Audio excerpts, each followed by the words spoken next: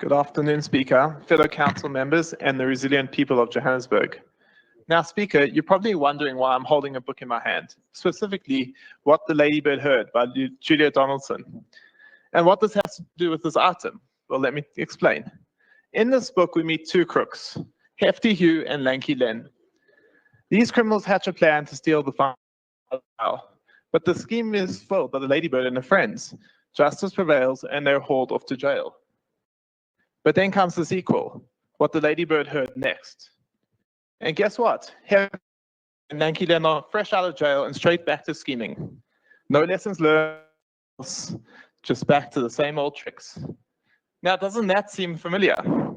It reminds me of a scene we witnessed in this chamber just a week ago.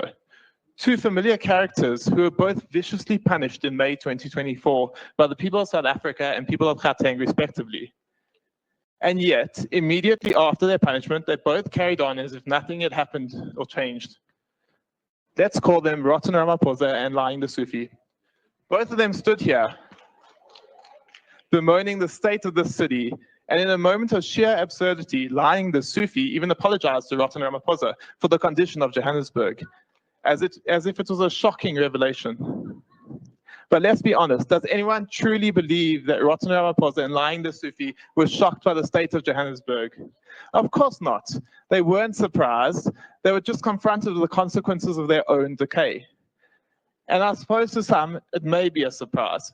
Because if you were to sit in this chamber and listen to certain ANC MMCs and their friends boast about how many KPIs their departments achieve, you'd think that Johannesburg was in pristine working order. Well, that should tell you something.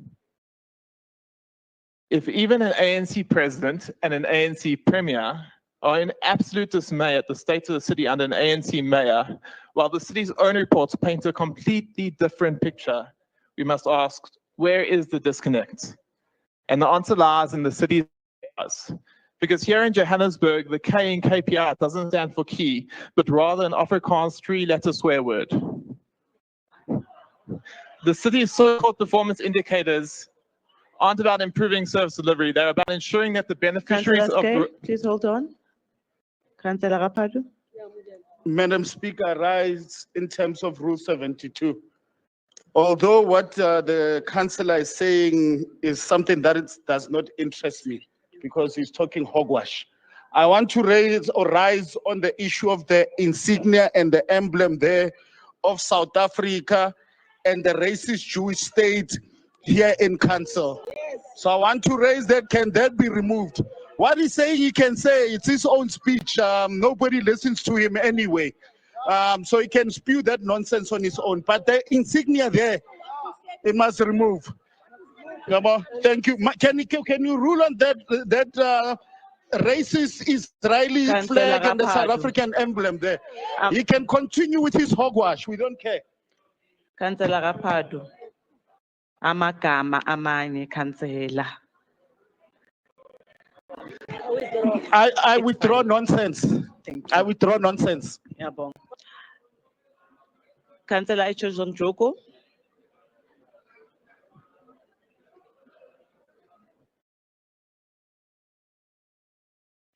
Madam Speaker, I'm going to allow you to rule first. Thank you so much. Councillor Echozonjoko to rule on.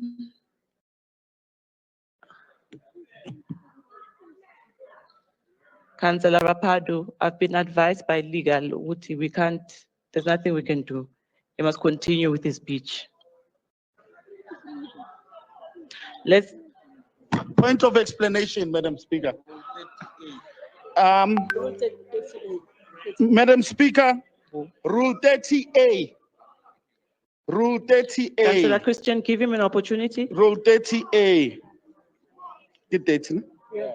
Can I read, Madam Speaker? I will go to the last paragraph.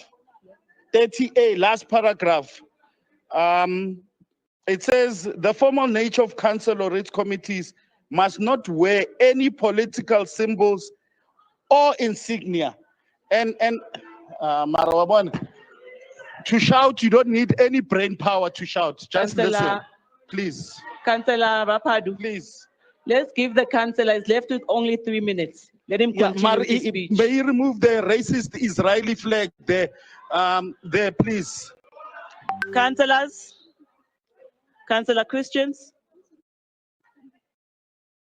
Suspended. Thank you, Madam Speaker. Madam Speaker, I am actually shocked, like our president, that this House is now degenerating and actually breaking all the rules of this House.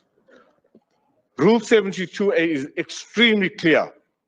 A ruling by shall be final and binding and shall not be debated by the Assembly, but may be referred to the Rules Committee for interpretation at the request of any councillor agreed ruling. What has happened now is a debate on your ruling, and that is untenable in this House. We said we are being abused by myself, but now we are being abused by the councillor across there. Thank you. Councillor Shea, please continue with your speech. You are left with 3 minutes, 33 seconds. Councillor Shea, sorry. Councillor Rapadu? No, I'm just saying that rule you used, they say it was suspended in 2016. Councillor Shea, you can continue. Councillor, we'll speak about it in the Rules Committee. Yes, legal. We'll speak about it in the Rules Committee. You're sitting next to the chairperson. Let's not debate it. Councillor, let's give him an opportunity. Councillor Shea, you can continue. 3 minutes, 33 seconds. The city's so-called performance indicators aren't about improving service delivery. They're about ensuring that the beneficiaries of Rotten Ramaphosa's precious deployment committee can tick the boxes required for their performance bonuses. And the changes proposed in this report, particularly the KPI amendments in development planning, are just another example of shifting the Shea, please goalposts. hold on. MMC Nkonku. Madam Speaker, I want clarity. If it's like this, I will also come with a shirt in the face with the face of Hitler. Respect my Hitler, you know ruling. Hitler, Councillor, and our MMC. flag. Please So respect. I will do that because you allowed this to happen. Please respect Now- my ruling. now Thank you, the next MMC council, Raleboa. I will come here Raleboa. with the face Councillor of Shea, you Hitler. can continue. Yeah, because these people are killing innocent children there and women. And this is a Councillor, you are terrorist, out of order. illegal state.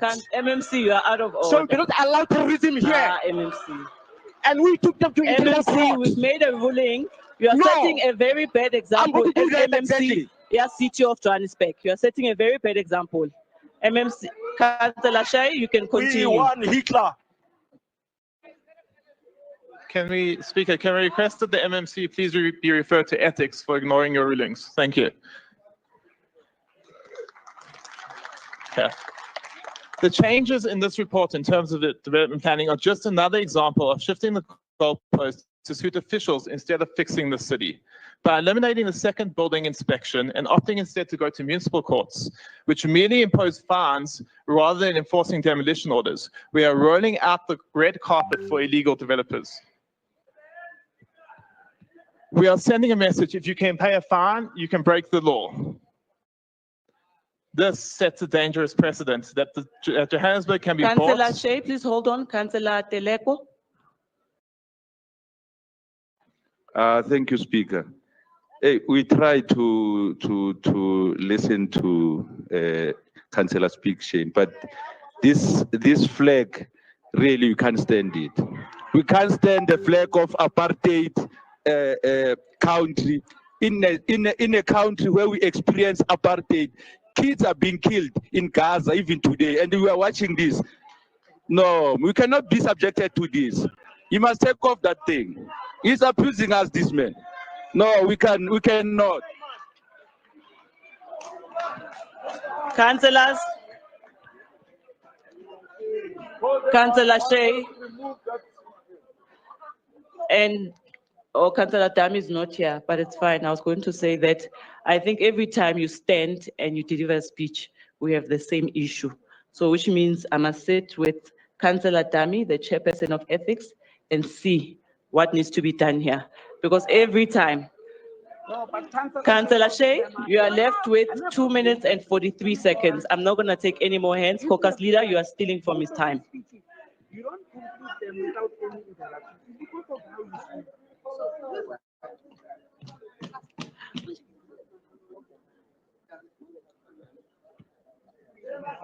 Councillor Teleko, your mic. Kopo itim. Itim. Councillors, can you please switch off our mics?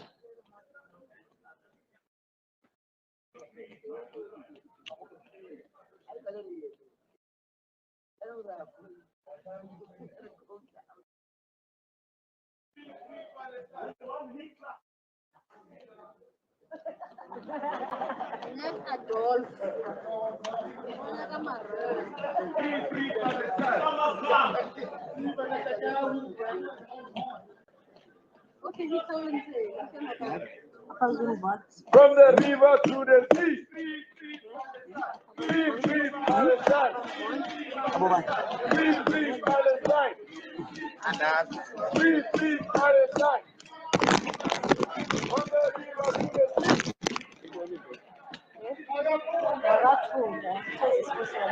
Councillor Shay, I guess you can use this one because we don't have a roaring mic. Okay.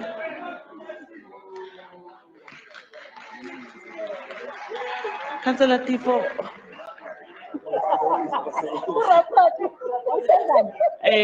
Councillor Shay, please put your laptop there. Yeah, there in Joburg, please. So you continue with your speech. Otherwise.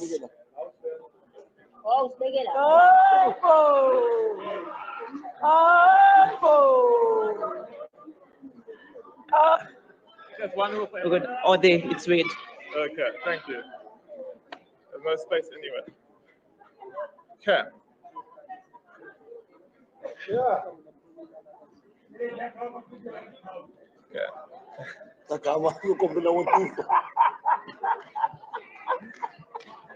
Okay, we are sending. Councillor Shay, your time is running out. Please continue with your We are speech. sending a message. If you can pay a fine, you can break the law. Okay. This sets a dangerous precedent that Johannesburg can be bought, that its safety and planning regulations can be ignored for the right price. This isn't about streamlining processes. This is about stripping away the very protections that keep our city safe and functional. Right now, we already have over 600 unresolved building violations. The system is overwhelmed, yes, but the solution isn't to sweep the violations under the rug. The fines that provide a temporary cash injection, but no real enforcement. Because, Speaker? No, Speaker. Councillor Shay, please read your speech, otherwise you will not finish. Councillors, Chief Whip of Council. Chief Whip of Council.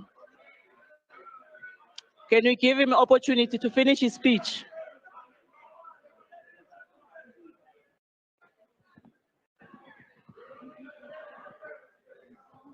Councillor Shay, you are left with 1 minute and 46 seconds. What happens when the money from these fines runs out?